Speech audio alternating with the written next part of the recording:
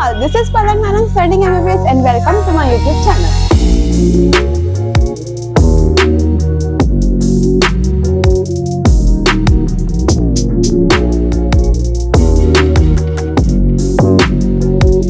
Feel so good, finally हम हमारे पुराने सेटअप पे वापस आ गए हैं। तो इसी बात पे बिना टाइम वेस्ट किए करते हैं हम हमारे नए टॉपिक के साथ स्टार्ट, जो कि है मसल कॉन्ट्रैक्शन। अब मसल कॉन्ट्रैक्शन यानी मैकेनिज्म ऑफ मसल कॉन्ट्रैक्शन एक थोड़ा सा कॉम्प्लेक्स टॉपिक है, जिसको समझने के लिए आपको बेसिक समझना जरूरी है।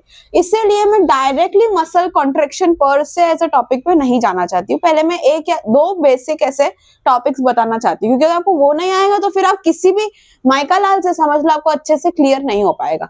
तो बेसिक समझना इंपॉर्टेंट है, जिसमें सबसे पहला आता है कि मसल का स्ट्रक्चर। कोई भी मसल फाइबर का स्ट्रक्चर, ये बना लो आप एक मसल फाइबर। अब कोई भी सेल की तरह मसल फाइबर में भी क्या होती है, मेम्ब्रेन उसकी। तो सेल की मेम्ब्रेन को हम बोलते हैं सेल मेम्ब्रेन। तो मसल की मेम्ब्रेन को क्या बोलेंगे, मसल मेम्ब्रेन नहीं, सार्कोलेमा। इसको बोलते हैं सार्कोलेमा। अब सेल के अंदर जो होता है, सेल मेम्ब्रेन के अंदर, दैट इज साइटोप्लाज्म। तो मसल में भी अंदर साइटोप्लाज्म होगा, पर उसे भी हम साइटोप्लाज्म ना बोल के क्या बोलेंगे, सार्कोप्लाज्म। अब सेल है तो ऑर्गेनल्स भी होंगे। तो वो ऑर्गेनल्स कैसे, जैसे कि एंडोप्लाज्मिक रेटिकुलम होगा। तो हम क्या इसको एंडोप्लाज्मिक रेटिकुलम बोलेंगे? नहीं, इसको वो भी नहीं पसंद। एंडोप्लाज्मिक रेटिकुलम ना बोल के हम बोलेंगे इसे सार्कोप्लाज्मिक रेटिकुलम। Sarcoplasmic reticulum. और एक अलग जो फीचर है दैट इज ये, इसके अंदर प्रेजेंट होते हैं मायोफिलामेंट्स, जो दो टाइप के प्रेजेंट होते हैं इसमें, एक थिक मायोफिलामेंट और एक thin myofilament. Thick myofilament is known as myosin, thin myofilament is known as actin. ये दोनों ही प्रेजेंट होते हैं इसके अंदर, और इन दोनों की ही डिटेल हम पढ़ने वाले हैं पर 5-6 मिनट के बाद। इसके पहले हम उसकी डिटेल पढ़े, हम इसकी डिटेल पढ़ते हैं। मायोफिलामेंट्स दिखते कैसे, तो ऐसे दिखते। सबसे पहले मैं बनाऊंगी मायोसिन। तो ये रहा मेरा मायोसिन, ये जो मोटा सा मैंने बैंड बनाया ये मायोसिन, ये एक और मायोसिन। हर मायोसिन के पास में होता है एक्टिन, ये है एक्टिन। ये दोनों फिलामेंट्स हो गए, ऐसे ये प्रेजेंट होते हैं इधर। एक मायोसिन इधर की लेयर, एक एक्टिन की लेयर, फिर इधर और एक मायोसिन होंगे, फिर वापस एक्टिन होंगे, इधर भी मायोसिन होंगे, और फिर वापस उस साइड पे एक्टिन होंगे। इस तरीके से ये प्रेजेंट होता है। हमारे लिए काम का है ये इतना, तो ये समझ में आएगा। मैं छोटी सी जगह से समझाऊंगी तो। सो बेसिकली ये इसका क्या है, zoomed version. This is ultra structure of a microfilament. सबसे पहले तो मायोसिन की बात करें तो जो मायोसिन जो होता है पूरा मायोफिलामेंट, उसे हम लोग बोलते हैं ए बैंड। क्यों बोलते हैं, बस उसका नाम दिया है ए बैंड। ए बैंड यानी कि ए बैंड का मतलब क्या है, एन आइसोट्रोपिक बैंड। क्योंकि इसमें मैंने एन आइसोट्रोपिक बैंड बोला है, इसलिए यहाँ पे कहीं पे आइसोट्रोपिक बैंड भी आएगा, जिसकी बात मैं अभी नहीं करूंगी, बाद में करूंगी। सिर्फ बता रही हूँ, एक एन आइसोट्रोपिक बैंड, एक आइसोट्रोपिक बैंड, ए बैंड है। फिर उसके अलावा ये जो एक्टिन फिलामेंट्स है वो मायोसिन पे थोड़ी सी जगह पे ओवरलैप कर रहे हैं। तो जो पार्ट उनका ओवरलैप करता है उसे हम लोग बोलते हैं ओजोन। ये भी पार्ट क्या है, ओजोन। मायोसिन का पार्ट जो ओवरलैप कर रहा है उसे हम लोग बोलते हैं ओजोन। ओजोन यानी कि ओजोन वो नहीं जो आप सोच रहे हो, ओजोन यानी ओवरलैपिंग जोन। डन, इतना। अब कोई ऐसा भी पार्ट होगा जो ओवरलैप नहीं कर रहा है ए बैंड का, ये वाला पार्ट, ये वाला पार्ट, ये वाला पार्ट। जो ए बैंड का पार्ट ओवरलैप नहीं करता है उसे हम लोग बोलते हैं एच बैंड, या फिर इसका थोड़ा अतरंगी नाम है हैंसेंस बैंड। वो एक शो नहीं आता है जिसमें आती है हंसा, जैसे याद रखो एच बैंड इज हेंसन्स बैंड। फिर इसके अलावा सेंटर से एक लाइन पास होती है, एक इमेजिनरी लाइन, जिसे हम लोग बोलते हैं एम लाइन। डन, ये मायोसिन वाला पार्ट है, इतना डन। 4 चीजें की हमने। ए बैंड जो पूरा मायोसिन है, जो ओवरलैप कर रहा है वो ओजोन, जो बच गया वो एच बैंड, और उसके अलावा एम लाइन जो सेंटर से पास करती है। अब मायोसिन में तो हमने सेंटर से एक लाइन पास कर दी, तो इसीलिए एक्टिन को बुरा लग गया कि भाई मेरे में भी तो सेंटर से पास होनी चाहिए ना। तो एक्टिन में होती है एक सेंटर से line which is known as Z line, ये प्रेजेंट होती है। M line is imaginary line, Z line present होती है। जेड लाइन का भी दूसरा नाम है, Z line is also known as cross line। Z को क्रॉस कर दो, नहीं क्रॉस नहीं करना है, खाली बोल रही हूँ। Z line is also known as cross line, ये प्रेजेंट होती है सेंटर ऑफ एक्टिन फिलामेंट। अब होता है आई बैंड। अब लॉजिक के हिसाब से अगर देखा जाए तो ए बैंड वो था जो मायोसिन का बैंड था, तो आई बैंड वो होना चाहिए जो एक्टिन का बैंड है ना। एनाइसोट्रोपिक बैंड मायोसिन का बैंड, आइसोट्रोपिक बैंड एक्टिन का बैंड। नहीं, ऐसा नहीं है, मेरी बात सुनो ध्यान से। वो वाला पार्ट जो ए बैंड के साथ ओवरलैप नहीं करता है वो है आई बैंड, यानी कि ये वाला, ये आई बैंड है।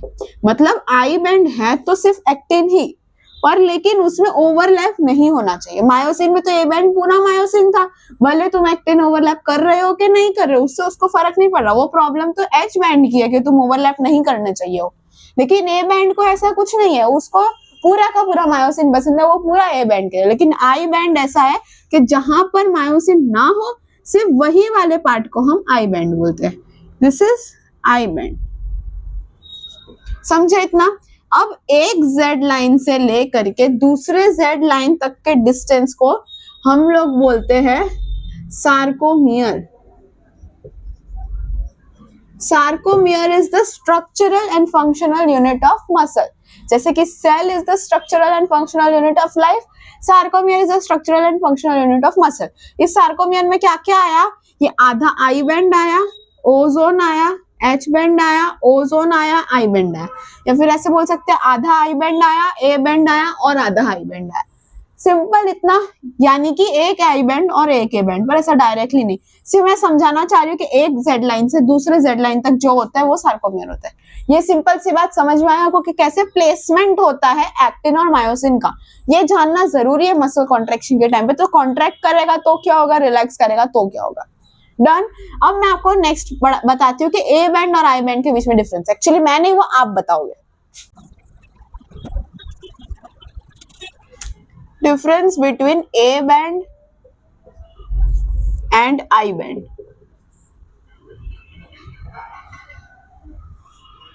सबसे पहला तो अगर आप कोई भी मसल फाइबर को लो और उसको माइक्रोस्कोप में देखो तो मसल फाइबर में है ना कैसा दिखता है, ऐसा एक डार्क बैंड दिखता है, फिर लाइट दिखता है, फिर डार्क दिखता है,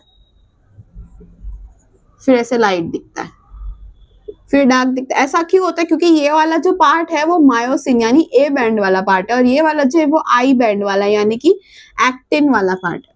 तो इसीलिए जो ए बैंड है वो क्या होगा, डार्क ऑन माइक्रोस्कोपी, और आई बैंड है वो क्या होगा, लाइट ऑन माइक्रोस्कोपी।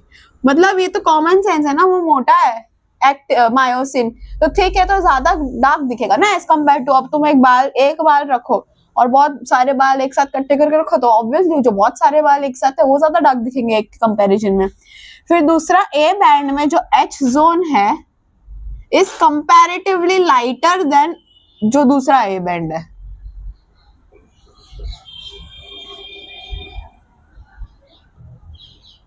इसका मतलब क्या कि हमारे पास ये था ए बैंड, ए बैंड के ऊपर ओवरलैप हो रहा है एक्टिन फिलामेंट्स, तो ये ओवरलैप हो रहा है इस वजह से ज्यादा डार्क होगा। इधर ओवरलैप नहीं हो रहा तो कंपैरेटिवली इसके कंपैरेटिवली लाइटर होगा, पर एक्टिन यहाँ वाले के कंपैरेटिवली तो डार्कर ही है। ये वाला पूरा एरिया डार्क होगा और ये वाला पूरा एरिया लाइट होगा। ये लाइट डार्क लाइट, पर डार्क में भी ये वाला एरिया जो है सेंटर वाला वो थोड़ा सा लाइट होगा। लाइट में क्या होता है, जो जेड लाइन प्रेजेंट होती है वो कंपैरेटिवली थोड़ी सी डार्क होती है एज कंपेयर टू बाकी पूरा।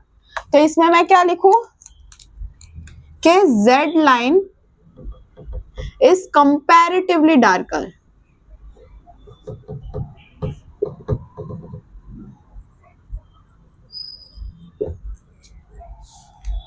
इसके बाद ए बैंड में मायोसिन भी होगा और एक्टिन भी होगा, दोनों। ए बैंड में, ए बैंड है ये, मायोसिन भी आएगा इधर और इधर एक्टिन के फिलामेंट्स भी आएंगे, लेकिन आई बैंड में सिर्फ एक्टिन आएगा और does not change its length during muscle contraction. ये पॉइंट आपको नहीं समझ में आएगा और मैं चाहती हूं कि आप अभी समझो भी नहीं, जब मैं कॉन्ट्रैक्शन पढ़ाऊंगी उसके बाद आपको अपने आप समझ में आएगा कि ए बैंड की लेंथ चेंज नहीं होती है, लेकिन आई बैंड चेंज करता है अपनी लेंथ ड्यूरिंग मसल कॉन्ट्रैक्शन। अगला हम पढ़ेंगे टॉपिक प्रोटीन मतलब मायोफिलामेंट के बारे में। तो दो टाइप के प्रोटीन्स होते हैं उसमें, एक कॉन्ट्रैक्टाइल प्रोटीन और दूसरा होता है रेगुलेटरी प्रोटीन।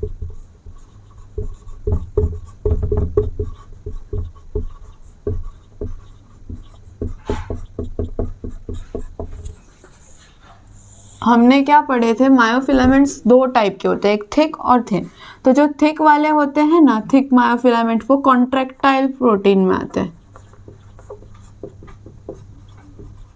और जो थिन वाले होते हैं ना वो रेगुलेटरी में आते हैं।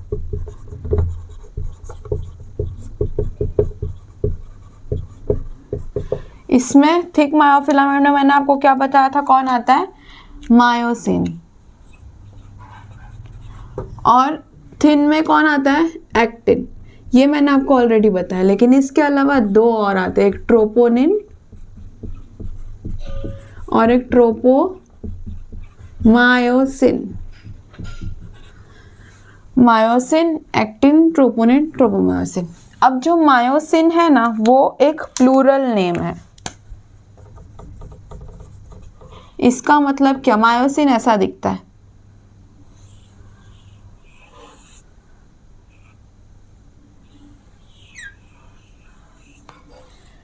ये जो एक बनाया ना मैंने वो मीरोमायोसिन है।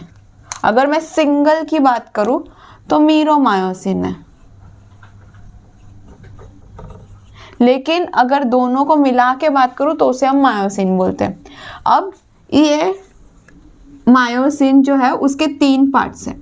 एक इसका जो है ये पार्ट, ये हेड होगा, ये इधर आर्म होता है और इधर टेल होता है। तो जो छोटा वाला पार्ट मतलब टेल वाला जो पार्ट है एंड वाला, वो बहुत हल्का है, इसलिए उसे हम बोलते हैं लाइट मीरोमायोसिन।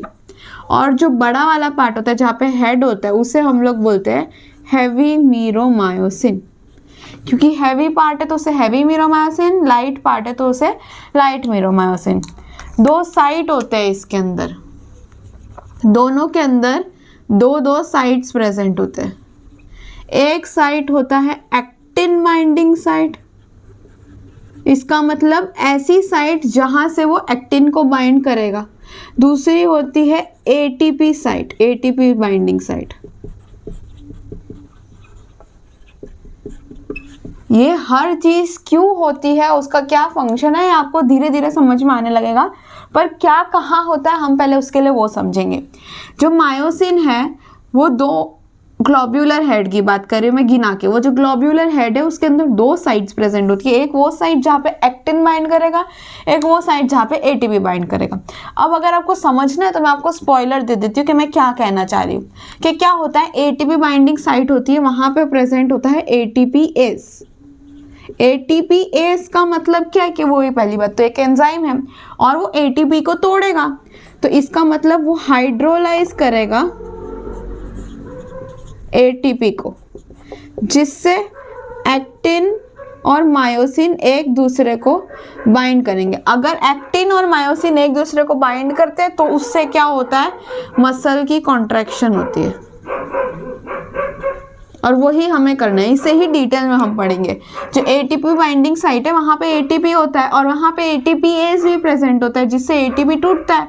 एटीपी टूटेगा यानी हमने एनर्जी यूज करी, एनर्जी यूज करके हम क्या करेंगे, मसल की कॉन्ट्रैक्शन करेंगे, एक्टिन और मायोसिन को बाइंड करेंगे, तो वो एक्टिन बाइंडिंग साइट से होता है, मतलब एक्टिन मायोसिन जो है वो एक्टिन से जुड़ जाएगा। अब हम लोग आते हैं रेगुलेटरी प्रोटीन पे। तो 3 टाइप के होते हैं। सबसे पहले शुरू करते हैं हम हमारे एक्टिन से। एक्टिन इनिशियली क्या होता है, जी एक्टिन, यानी कि मोनोमर, एक सर्कल ग्लोब्यूलर प्रोटीन होता है। लेकिन अगर वो मैग्नीशियम आयन की प्रेजेंस, मैग्नीशियम आयन की प्रेजेंस में आता है और वो बन जाता है एफ एक्टिन। एफ एक्टिन मतलब ये पूरी चेन बन जाती है, वो पॉलीमर हो जाता है, समझे। दूसरा है हमारे पास ट्रोपोनिन।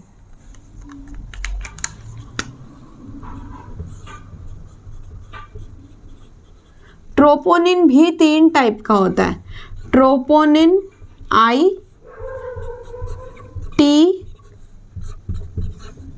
और सी, आईटीसी। ट्रोपोनिन आई का फंक्शन क्या है, इनहिबिशन, आई से इनहिबिशन, टी से ट्रोपोमायोसिन और सी से कैल्शियम आयंस। इनहिबिशन मतलब किसका इनहिबिशन, ट्रोपोनिन अगर प्रेजेंट हो, देखो हमारे पास क्या होता है, एफ एक्टिन होता है। एक्टिन रेगुलेटरी प्रोटीन का स्ट्रक्चर बताती हूँ क्या है। ये एफ एक्टिन है, उसके बाद होता है हमारे पास ट्रोपोनिन। 3 टाइप के ट्रोपोनिन होते हैं, एक ट्रोपोनिन आई, एक ट्रोपोनिन टी और एक ट्रोपोनिन सी। अगर ट्रोपोनिन आई इस एफ एक्टिन के साथ अटैच्ड है, इसका मतलब ये जो एक्टिन है वो मायोसिन को बाइंड करने नहीं देगा। यहाँ पे मायोसिन है, अब मैं आपको स्ट्रक्चर बता दी, देखो ऐसे हमने पढ़ा था, ये मायोसिन, ये एक्टिन, ठीक है। ये वाला जो है यहाँ पे मायोसिन ऐसे हेड हेड बन के रहेगा और ये जो है एक्टिन है, ये दोनों को ज्वाइन होना है। ये एक्टिन है, ये मायोसिन है, इधर और एक एक्टिन होगा, इधर एक्टिन होगा, इधर एक्टिन होगा। तो एक्टिन को मायोसिन से जुड़ने नहीं देगा, वो इनहिबिट कौन करेगा, ट्रोपोनिन आई। ट्रोपोनिन टी क्या करेगा, वो मायोसिन ट्रोपोमायोसिन के साथ बाइंड करेगा जो कि इधर, और ट्रोपोनिन सी क्या करेगा, कैल्शियम चैनल के साथ बाइंड करेगा। क्यों कैल्शियम के साथ बाइंड करेगा, कब करेगा, कब नहीं करेगा, वो मैं बाद में बताऊंगी, अभी जानने की जरूरत नहीं है। फिर तीसरा है ट्रोपोमायोसिन। इसे ऐसे याद करो, ट्रोपोनिन तो पिन की तरह ये एफ एक्टिन के साथ अटैच हो जाता है। ट्रोपोमायोसिन की बात करें तो ये एक फाइब्रस प्रोटीन है and it will run along with F actin. समझे इतना, मैंने अभी सिर्फ स्ट्रक्चर बताया। स्ट्रक्चर जानना बहुत जरूरी है अगर आपको कॉन्ट्रैक्शन जानना हो तो, नहीं तो नहीं समझ में आएगा, क्योंकि यही है, इसी में ही हम कॉन्ट्रैक्शन करवाने वाले हैं। तो 2 टाइप के प्रोटीन होते हैं हमारे पास, एक कॉन्ट्रैक्टाइल, एक रेगुलेटरी। कॉन्ट्रैक्टाइल में थिक मायोफिलामेंट आता है, रेगुलेटरी में थिन मायोफिलामेंट आता है। तो थिक में मायोसिन, एक्टिन, ट्रोपोनिन, ट्रोपोमायोसिन, ठीक है। ये एक्टिन और मायोसिन तो हमें पता था, एक ट्रोपोनिन ऐड हुआ और दूसरा ट्रोपोनिन और मायोसिन को साथ में मर्ज कर दो तो ट्रोपोमायोसिन। फिर उसके बाद मायोसिन के बारे में बात करें डिटेल में, तो वो ग्लोब्यूलर हेड होता है, आर्म होता है, टेल होता है। इसको हैवी मीनोमायोसिन बोलते हैं, लाइट मीनोमायोसिन बोलते हैं। 2 साइट होते हैं, एक जहाँ पे एटीपी अटैच होता है और दूसरा जहाँ पे एक्टिन बाइंड करता है, वो वाली साइट।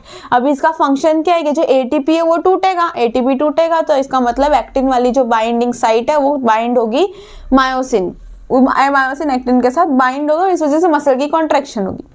जो अभी रेगुलेटरी प्रोटीन है वो 3 टाइप के होते हैं, एक्टिन, ट्रोपोनिन, ट्रोपोमायोसिन। एक्टिन पहले तो जी एक्टिन होता है, लेकिन उसको बनना क्या होता है, अल्टीमेटली एफ एक्टिन बनना होता है। उसके लिए क्या चाहिए, उसको मैग्नीशियम आयन चाहिए। मैग्नीशियम आयन की मदद से वो एफ एक्टिन बन जाता है, जो कि है एक पॉलीमर। उसके अलावा उसके साथ अटैच होते हैं पिन की तरह 3 ट्रोपोनिन, एक ट्रोपोनिन आई, टी और सी। आई इनहिबिट करेगा एक्टिन और मायोसिन के कॉम्प्लेक्स के फॉर्मेशन को। आपको ये समझ में आ रहा है, यहाँ पे क्या है, एटीपी है। अगर एटीपी हो तो कॉम्प्लेक्स नहीं बनेगा, कॉम्प्लेक्स बनाना हो तो एटीपी तोड़ना पड़ेगा, कॉम्प्लेक्स बनाना हो तो ट्रोपोनिन आई को भी हटाना पड़ेगा। कॉन्ट्रैक्शन कराने के लिए 2 चीज को हटानी पड़ेगी। वो कैसे हटाएंगे वो मैं आपको बताऊंगी, मैं आपको खाली बिल्डअप दे रही हूँ। फिर टी है तो ट्रोपोमायोसिन के साथ साथ एक्ट करेगा, अटैच करेगा, और कैल्शियम है तो वो कैल्शियम आयंस को अटैच करेगा। ट्रोपोनिन, ट्रोपोमायोसिन जो फाइब्रस प्रोटीन है जो बस एक्टिन के साथ अलोंग द लेंथ रन करता है। इतना समझ में आया आप लोगों को? एक ही ऐड कर लो कि अगर ट्रोपोमायोसिन होगा तो क्रॉस ब्रिज फॉर्म नहीं होगी, और क्रॉस ब्रिज फॉर्म नहीं होगी तो भी मसल कॉन्ट्रैक्शन नहीं होगी। अगेन ये भी अगर हो तो कॉन्ट्रैक्शन नहीं होगी, ये हो तो भी कॉन्ट्रैक्शन नहीं होगी, और एटीपी हो तो भी कॉन्ट्रैक्शन नहीं होगी। क्रॉस ब्रिज क्या है वो हम आगे पढ़ेंगे। और ये जो है ना, इसके हेड वो और आर्म ये दोनों ऐसे क्रॉस में रहते हैं, इसलिए इसको बोलते हैं क्रॉस आर्म।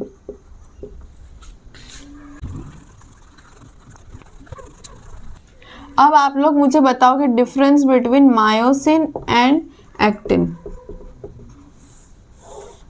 बेसिक जो पहले आप लोगों को ऑलरेडी पता है, हमने जो किया था मायोसिन जो है वो ए बैंड जो भी है वो मायोसिन, पर क्या एक्टिन आई बैंड है? नहीं, वो आई प्लस ए दोनों बैंड है। इसका मतलब क्या कि मायोसिन ए बैंड है वो पूरा मायोसिन है, लेकिन एक्टिन में आई भी आता है और ए भी आता है। समझे इतना? दूसरा पॉइंट, मायोसिन होता है वो कम होता है और एक्टिन है वो न्यूमरस ज्यादा नंबर में होता है। उसके अलावा मायोसिन में एक हैवी मीरोमायोसिन होता है और एक लाइट मीरोमायोसिन होता है। एक्टिन में जी एक्टिन होता है और एफ एक्टिन होता है, ये अभी हमने पढ़ा।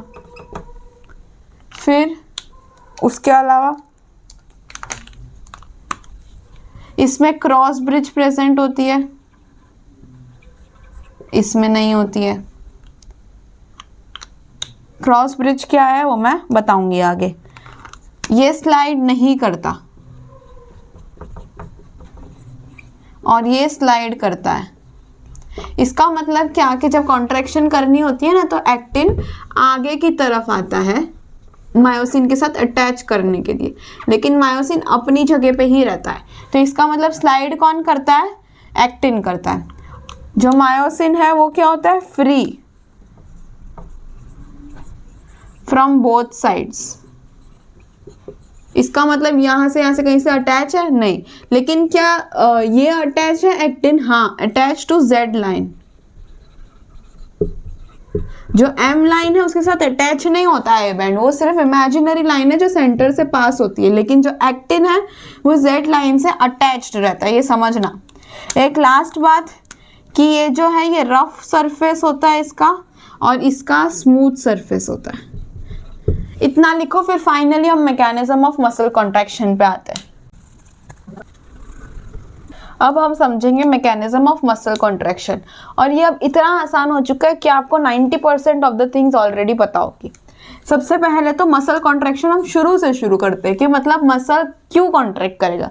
क्यों? क्योंकि आपने सोच लिया कि चलो मेरे को अभी हाथ ऐसे का ऐसे करना है, तो ये ऐसे करने के लिए मसल का कॉन्ट्रैक्ट होना जरूरी है। तो सबसे पहले सीएनएस पे जाएंगे। सीएनएस सिग्नल देगा मोटर न्यूरॉन को। अब मोटर न्यूरॉन ही क्यों? सेंसरी न्यूरॉन जो होती है वो होती है कि कोई भी परसेप्शन बाहर से टच या स्टिम्युलस को ब्रेन तक लेके जाए। मोटर न्यूरॉन क्या होती है कि ब्रेन से लेकर के वो एक्शन कोई करे, और हमें क्या करना है? एक्शन करना है। मुझे हाथ अगर ऐसे का ऐसे करना है वो मेरा एक्शन है, तो वो कहाँ? वो मोटर न्यूरॉन होगी जो सीएनएस से हमारे एफेक्टर पे आएगी, तो उससे मेरा मसल का कॉन्ट्रैक्शन होगा। तो सीएनएस जो है मोटर न्यूरॉन से सिग्नल पास करेगी। सिग्नल जो है वो जाएगा एक्सॉन पे, और वो एक्सॉन हम बनाएंगे अभी। जो एक्सॉन टर्मिनल है ना वहां जाएगा। एक्सॉन टर्मिनल के अंदर क्या होता है?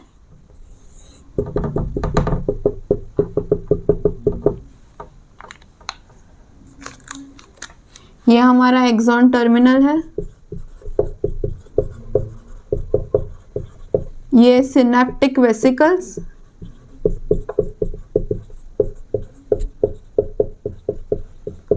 ये प्री सिनेप्टिक मेम्ब्रेन,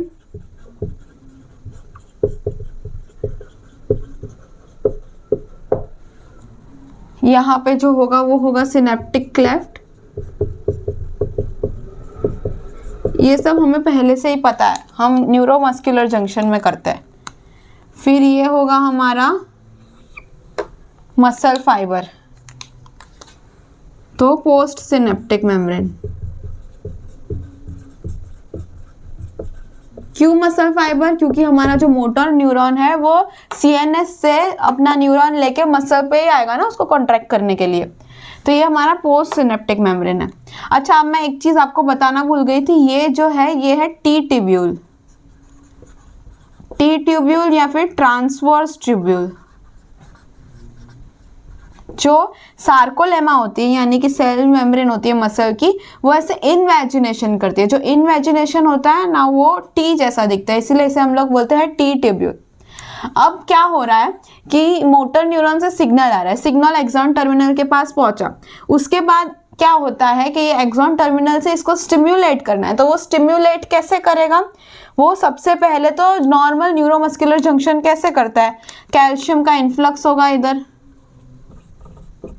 जिसकी वजह से जो वेसाइकल्स है वो यहाँ पे आएंगे, यहाँ से बाहर निकलेंगे सिनेप्टिक वेसाइकल और रिलीज करेंगे न्यूरोट्रांसमीटर, जो इस केस में क्या है, ACH। ACH is acetylcholine.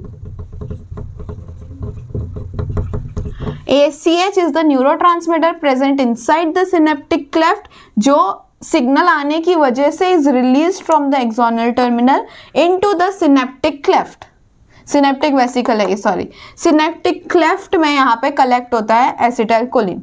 क्योंकि यहाँ पे एसिटाइलकोलिन है, इस वजह से जो मसल है इधर होता है डीपोलराइजेशन।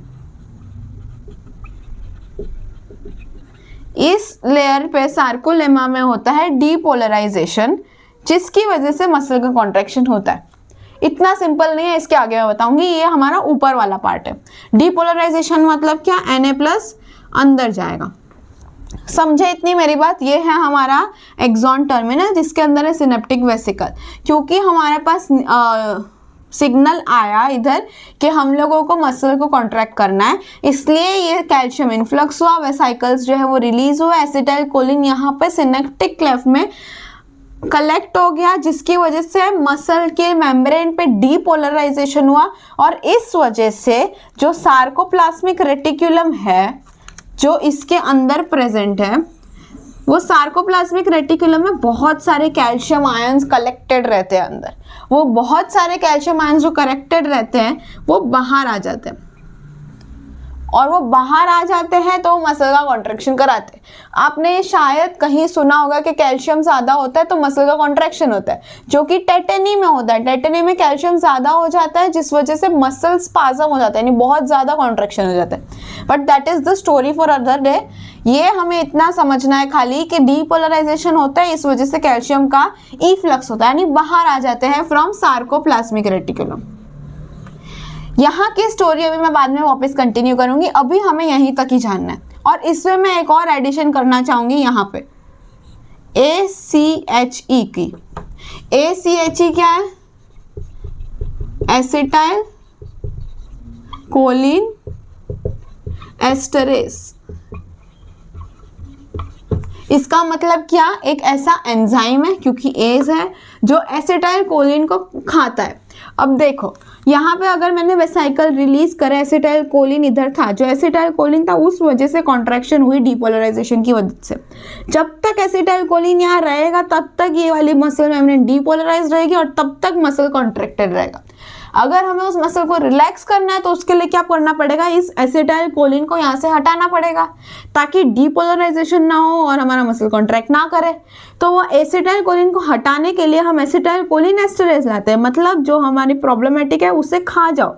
जो एसिटाइल कोलिन अगर हम खा जाएंगे तो डीपोलराइजेशन नहीं होगा, डीपोलराइजेशन नहीं होगा तो मसल का कॉन्ट्रैक्शन नहीं होगा। एसिटाइल कोलिन प्रॉब्लमेटिक नहीं है, मतलब मैं ऐसा कहना चाह रही हूँ कि कॉन्ट्रैक्ट करना हो तो एसिटाइल कोलिन रहता है, लेकिन अगर रिलैक्स करना हो तो एसिटाइल कोलिन एस्टरेज जो है वो एसिटाइल कोलिन को खा जाता है, खत्म कर देता है। तो अब वो मसल रिलैक्स करेगा। समझे इतना? अब हम यहाँ पे मेन कहानी पे आते हैं जो कि मसल के अंदर चल रही है। इसे लिख लो पहले। चलो अब हम लोग फाइनली आते हैं हमारे एक्चुअल मसल कॉन्ट्रैक्शन पर से। इतनी देर से जो मैं बता रही थी वो इस चीज के लिए था।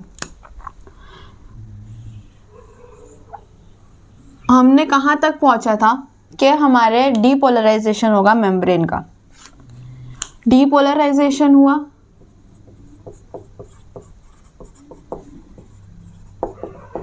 इस वजह से हमारे पास सार्कोप्लाज्मिक रेटिकुलम के अंदर बहुत सारे कैल्शियम आयंस प्रेजेंट थे। वो सारे कैल्शियम आयंस बाहर आने लगे। सबसे पहले तो आपका सवाल हो सकता है कि क्यों सार्कोप्लाज्मिक रेटिकुलम के अंदर बहुत सारे कैल्शियम आयन थे। क्योंकि सार्कोप्लाज्मिक रेटिकुलम के अंदर होता है कैल्सिक्वेस्ट्रिन,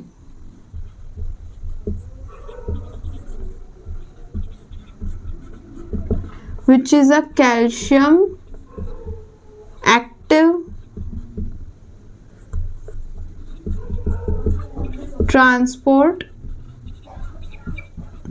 पंप, जो क्या करेगा सार्कोप्लाज्म में जितने भी कैल्शियम है उन सबको वो अंदर खींच के लेके जाएगा एक्टिवली। जैसे कि फॉर एन एग्जांपल ऐसा समझो कि ये क्लासरूम है सार्कोप्लाज्मिक रेटिकुलम और ये जो कैल्शियम है वो सब स्टूडेंट्स है। ये स्टूडेंट्स लोग जैसे ही डीपोलराइजेशन हुआ यानी कि रिसेस की घंटी बजी तो तुरंत सबके सब बाहर आ गए कि चलो अब तो हम लोग फ्री है, हमारा फ्रीडम है, हम बाहर जाएंगे। क्योंकि कैल्शियम बाहर जाएगा, बच्चा अगर रिसेस हो तो बाहर जाके सबसे पहले कहाँ जाता है? कैंटीन में। तो चलो इसको कैंटीन में लेके जाते हैं। यहाँ पे होगा हमारे पास एक्टिन। एक्टिन के साथ अटैच्ड होगा हमारे पास क्या? 3 ट्रोपोनिन पिन की तरह।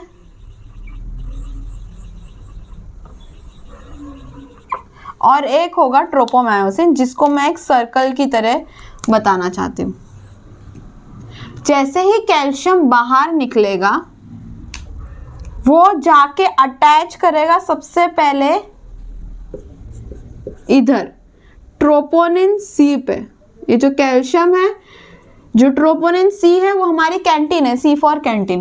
कैल्शियम जैसे ही निकलेगा ट्रोपोनिन सी पे अटैच करेगा, जिसकी वजह से ये जो ट्रोपोनिन और ट्रोपोमायोसिन का कॉम्प्लेक्स है वो टूट जाएगा।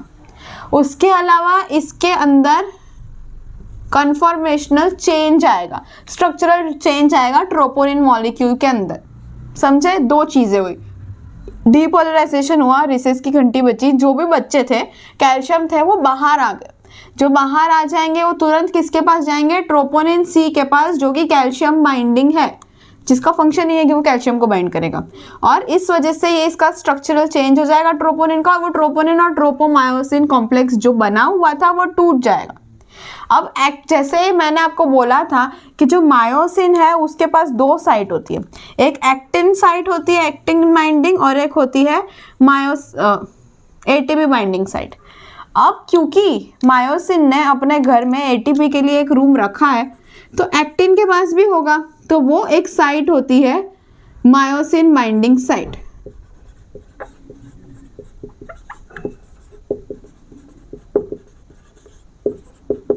अब नॉर्मली क्या था ना कि ये जो पूरा कॉम्प्लेक्स था ट्रोपोनिन ट्रोपोमायोसिन, वो इसके ऊपर इस तरीके से था कि वो मायोसिन बाइंडिंग साइट को ढक रहा था, वो जगह नहीं थी। पर क्योंकि जब कैल्शियम आया, कैल्शियम ने इधर बॉन्ड ब्रेक करके, इस कॉम्प्लेक्स को ब्रेक करके स्ट्रक्चरल चेंज किया, जिस वजह से मायोसिन बाइंडिंग साइट खाली हो गई।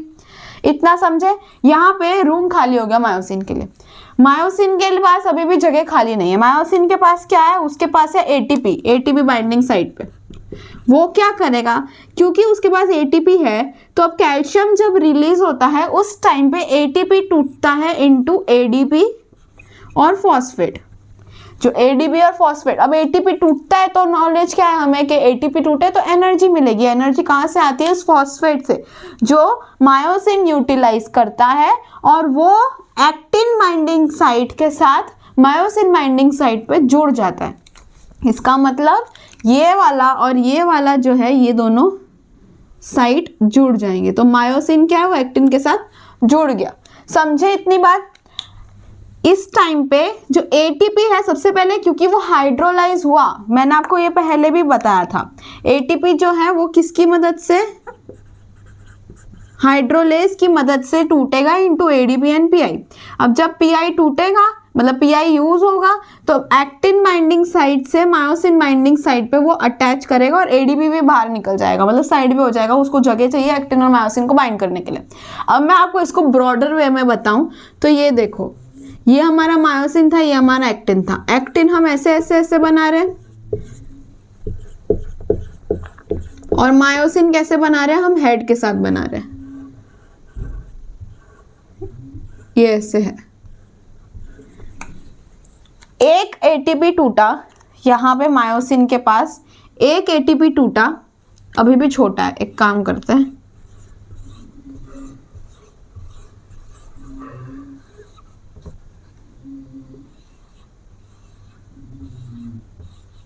चलो एक एटीपी टूटा इधर और इधर कैल्शियम ने बाइंड किया सी पे, तो दोनों की साइट खाली हो गई। वो दोनों एक, ये तो ओवरलैप वाला है, ये वाला, ये दोनों क्या है एक दूसरे के साथ अटैच करेंगे, समझे? क्योंकि ये अटैच करेंगे इसका मतलब मसल क्या कर रहा है, इसको खींच रहा है अपनी तरफ। एक्टिन की जो साइड्स है उन दोनों को खींच रहा है, ये एक्टिन इधर खींचेगा, ये एक्टिन उधर खींचेगा, ये वाला इसके साथ बाइंड करके इधर जाएगा, ये वाला इसके साथ बाइंड करके इधर जाएगा, समझे इतना? फिर जैसे ये बाइंड होगा इसके साथ, तुरंत क्या होगा कि वापस से एटीपी बनेगा, वापस से एटीपी आएगा इसके पास।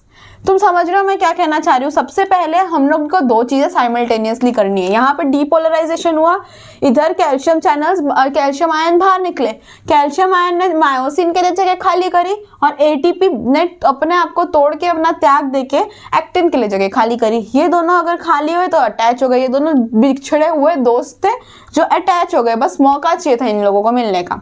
अब उसके बाद क्या होगा, वापस से एटीपी आएगी जो कि वापस से इस मायोसिन के पे अटैच होगी, एटीपी बाइंडिंग साइट पे अटैच होगी।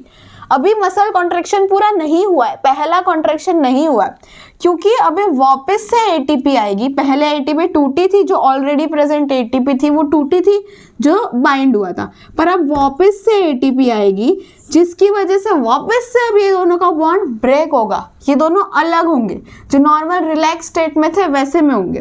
फिर एटीपी जो आई हमारे पास नहीं, वो एटीपी वापस टूटेगी एडीपी प्लस पीआई में, समझे? वापस से एडीपी और पीआई में टूटेगी, वापस से एक्टिन बाइंडिंग साइट खाली होगी और वापस से अटैच होगी। पर इस बार क्या होगा, ये वाला मायोसिन इस एक्टिन के साथ नहीं, वो इस एक्टिन मॉलिक्यूल के साथ अटैच करेगा। इसका मतलब वो एक्टिन को धीरे धीरे हर एटीपी के साथ एक एक एक्टिन पीछे जाता जाएगा, जिसकी वजह से एक्टिन को अंदर खींचता जाएगा।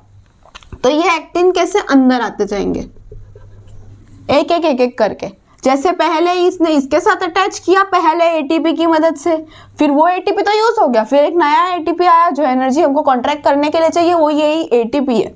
तो ये नया एटीपी आया तो ये अब नेक्स्ट टाइम इसके साथ जुड़ेगा, फिर उसके नेक्स्ट टाइम इसके साथ जुड़ेगा, ऐसे ऐसे धीरे धीरे करके अंदर खींचता जाएगा एक्टिन को, तब तक जब तक हमें एडिक्वेट मसल कॉन्ट्रैक्शन नहीं चाहिए। ये वाली साइकिल रिपीट होती जाती, फिर तब तक कॉन्ट्रैक्ट करेगा, फिर उसके बाद वहीं पे रहेगा, और मतलब इतना कॉन्ट्रैक्टेड हमें चाहिए, फिर उसके बाद रिलैक्स करेगा। रिलैक्स करने के लिए इसका एग्जैक्ट ऑपोजिट होता है। दो कारण की वजह से रिलैक्स हो सकता है, एक तो हमारे पास हो सकता है कि यहाँ पर एसिटाइल कोलिन एस्टरेज हो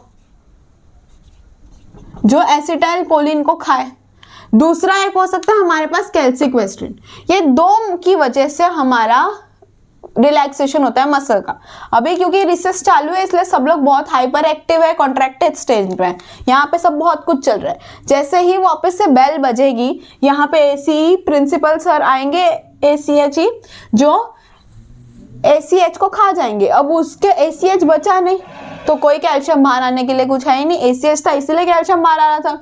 अब उनको पता चल जाएगा रिसर्च खत्म हो गई, तो कुछ बच्चे हैं जो खुद अंदर चले जाएंगे, जो समझदार बच्चे हैं, जो टॉपर बैच या आगे वाले जो फ्रंट बेंचर्स बच्चे हैं, वो लोग अंदर खुद चले जाएंगे। लेकिन बैक बेंचर बच्चों को तो कैंटीन से खींच के लाना पड़ेगा, तो वो कौन लेके आएगा, उनकी teacher, class teacher, which is calsequestrin, जो एक्टिव ट्रांसपोर्ट पंप करके वो कैल्शियम को खींच के अंदर लेके जाएगी। अब कैल्शियम नहीं है तो मतलब अब मसल कॉन्ट्रैक्शन नहीं होगी, क्योंकि कैल्शियम की वजह से ही मसल कॉन्ट्रैक्शन होती है। क्योंकि कैल्शियम नहीं है तो यहाँ पे अटैच नहीं होगा, अगर अटैच नहीं होगा तो ट्रोपोनिन का जो पहला स्ट्रक्चर था रिलैक्स स्टेट में वो वापस वैसा आ जाएगा, और वो स्ट्रक्चर ट्रोपोमायोसिन को पसंद है तो वो दोनों एक दूसरे के साथ कॉम्प्लेक्स बना देंगे। अगर वो दोनों कॉम्प्लेक्स बनाते हैं तो वो मायोसिन साइट के ऊपर जुड़ जाते हैं, जिस वजह से मायोसिन साइट खाली नहीं रहती। वो खाली नहीं रहेगी तो फिर हमारे पास एक्टिन साइट पे कोई जुड़ने वाला नहीं होगा, तो इसलिए मायोसिन जो है इससे अलग हो जाता है। इससे अलग हो जाता है तो यहाँ पर एटीपी आके बाइंड कर जाता है। अब नया एटीपी तोड़ने की जरूरत नहीं है ना, तो जो नया वाला एटीपी है वो यहीं पे ही रहता है,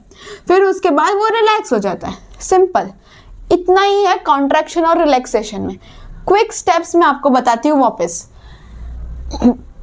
कॉन्ट्रैक्ट करने के लिए सीएनएस से मोटर न्यूरॉन, सिनेप्टिक वेसिकल जो रिलीज करेगा acetylcholine which is a neurotransmitter, जो डिपोलराइज करेगा हमारे सार्कोलेमा को।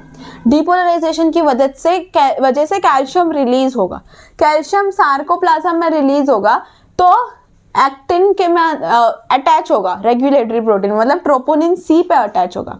ट्रोपोनिन सी पे अटैच होगा तो स्ट्रक्चरल चेंज होगा इसका, जिसकी वजह से ट्रोपोनिन ट्रोपोमायोसिन कॉम्प्लेक्स जो है वो टूट जाएगा। वो टूटा तो मायोसिन का रूम खाली हुआ, ये जो गेस्ट बैठे थे वो खाली हो गया, तो वो मायोसिन बाइंडिंग साइट वो मायोसिन के साथ अटैच कर लेगा। जो मायोसिन पे था एक्टिन बाइंडिंग साइट वो खाली क्यों हुआ, क्योंकि एटीपी जो है वो टूट गया हाइड्रोलेस की मदद से। वो जो टूटा तो इस वजह से यहाँ पर कॉन्ट्रैक्शन हुई है, इसके साथ जाके अटैच हुआ। अब ये जब दो लोग जो अटैच होते हैं ना, उसे हम लोग बोलते हैं क्रॉस ब्रिज फॉर्मेशन। क्या बोलते हैं? Cross bridge formation. जब मायोसिन और एक्टिन एक दूसरे के साथ अटैच होते हैं ना, उसे हम लोग बोलते हैं क्रॉस ब्रिज। वो क्रॉस ब्रिज की फॉर्मेशन हुई, फिर उसके बाद वापस से नया एटीपी आया तो ये वापस से छूटेगा, नए एटीपी को तोड़ेगा और नए वाले एक्टिन के साथ जुड़ेगा। वापस से नया एटीपी आया, छूटेगा, नए एक्टिन के साथ जुड़ेगा। ऐसे उतना कॉन्ट्रैक्शन होगा जितना हमें चाहिए। फिर उसके बाद रिलैक्सेशन करना है, तो रिलैक्सेशन के लिए क्या होगा कि कैल्शियम जो उस अंदर जाना पड़ेगा, तो उसके लिए या तो एसिटाइलकोलिन एस्ट्रेस चाहिए तो कैल्सिक्वेस्ट्रिन चाहिए, टीचर या फिर बेल। तो दोनों कैल्शियम दोनों ही चाहिए एक्चुअली, वो कैल्शियम को अंदर लेके जाएगा और ये सब चीजें नहीं होगी।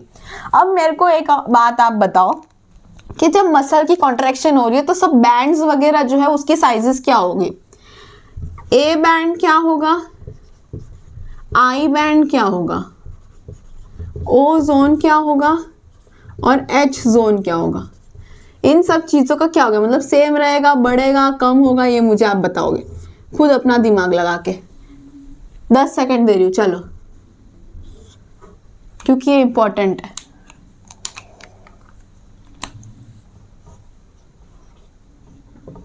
चलो, अब ए बैंड क्या होता है? जो मायोसिन होता है वो ए बैंड होता है।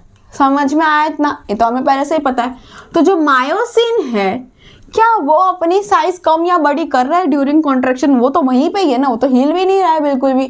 तो ए बैंड क्या होगा, वो कांस्टेंट रहेगा। वेरी इंपॉर्टेंट कि ए बैंड की साइज में कोई फर्क नहीं पड़ेगा, वो पहले जैसी साइज थी वैसी सेम रहेगी। आई बैंड में क्या होगा? अब आई बैंड क्या है? ये है आई बैंड, दो मायोसिन के बीच का डिस्टेंस। अब अगर ये वाला जो एक्टिन है वो इस तरफ जा रहा है और ये वाला एक्टिन भी इस तरफ जाएगा, मतलब अल्टीमेटली तो पूरा कॉन्ट्रैक्ट होगा, पर लेकिन ये जो है वो अंदर की तरफ जाएगा, पर ये एक्टिन जो है इसकी तरफ जाएगा, ये इसकी तरफ जाएगा, जिसकी वजह से ये ऐसा छोटा हो जाएगा। समझ में आ रही है मेरी बात? या तो ऐसे आधे में समझो, ये एक्टिन इस तरफ जाएगा, ये आई बैंड था हमारा, ये इस तरफ जाएगा, तो इस वजह से जो आई बैंड है जो पहले यहां तक था वो अब यहां तक हो गया, तो इस वजह से आई बैंड क्या हुआ, वो डिक्रीज हुआ। समझे तुम? वापस से मैं बताती हूँ। पहले हमारा आई बैंड ऐसा था, इतनी जगह थी हमारी जो ओवरलैप हो रही थी। फिर उसके बाद क्योंकि एक्टिन कॉन्ट्रैक्ट किया इसलिए अंदर गया, तो अब कॉन्ट्रैक्ट होने की वजह से यहां तक आया आई बैंड, पर लेकिन ये तो एक्टिन यहाँ तक आया ना, आई बैंड तो ये है ही नहीं, आई बैंड तो यहीं तक ही है। तो आई बैंड की साइज क्या होगी, वो डिक्रीज हो जाएगी। या फिर आई बाई 2 पूछे तो वो भी डिक्रीज हो जाएगी, जिससे ये आई नहीं है, ये आई बाई 2 है, वो डिक्रीज हो जाएगी।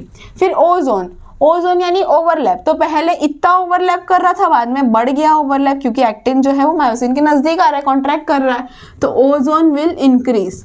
अब अगर ओजोन बढ़ेगा यहाँ पे कॉन्ट्रैक्शन ज्यादा होगा तो ओ जोन बढ़ेगा, ओवरलैप बढ़ेगा तो एच जोन क्या है, बीच में जो स्पेस है जहाँ ओवरलैप नहीं हो रहा है वो है, तो वो क्या होगा, कम हो जाएगा।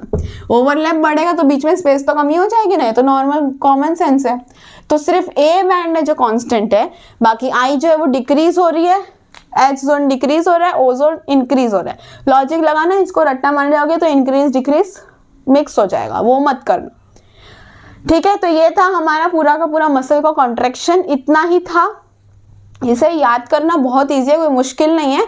इसके क्वेश्चंस ट्राई करो, उसके बाद भी अगर कुछ डाउट हो तो you can always ask me. So also ये जो मैंने आपको बताया ना, ये कैल्शियम वाला जो बच्चे हैं, ये टीचर है बैल बजी, वो मेरा नहीं है, वो मैं जब पढ़ती थी तो मेरे टीचर ने मेरे को इसी निमोनिक से याद करवाया था, तो आई थॉट वो अच्छा था, तो आपके साथ भी शेयर करना बनता है। तो यही था मसल का कॉन्ट्रैक्शन, इजी है, इसके क्वेश्चंस करना। That is it for today, I will meet you in my next one, till then bye bye.